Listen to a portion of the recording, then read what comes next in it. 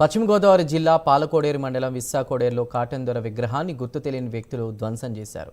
సుమారు 7 ఏళ్ల క్రిందట గ్రామస్తులంతా కలిసి కాటన్ దొర విగ్రహాన్ని ఏర్పాటు చేశారు.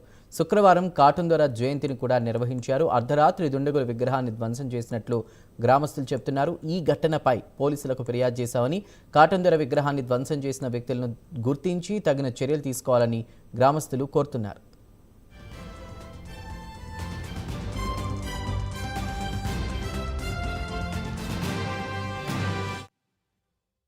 సర్దార్ కాటన్ గారి యొక్క జయంతి రోజున మరి విస్సాకోడేరు గ్రామంలో మరి దాదాపుగా ఒక 10 సంవత్సరాల కిందట ఏర్పాటు చేసినటువంటి కాటన్ దొర విగ్రహాన్ని రాత్రి గుర్తు తెలియనటువంటి వ్యక్తులు వచ్చి మరి ధ్వంసం చేసి ఆ విగ్రహాన్ని తల కూడా పగలగొట్టేశారు.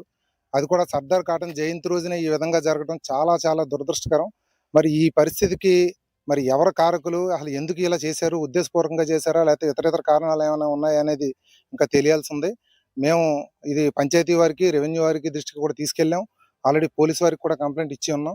మరి దీన్ని అధికారుల దృష్టికి కూడా తీసుకొస్తున్నాం. మరి ఈ విధంగా చేయడం అనేది చాలా దుర్మార్గం. కాటన్ దొర అనే వ్యక్తి ఈ 2 రాష్ట్రాల్లో కూడా మరి చాలా పేరొందిన వ్యక్తి. మరి మన అందరికీ కూడా జీవనాడైనటువంటి మరి ఈ విధంగా మన ఈరోజు పచ్చని పంట పొలాలతో మనం ఉండగలిగామంటే ఆయనే కారణం.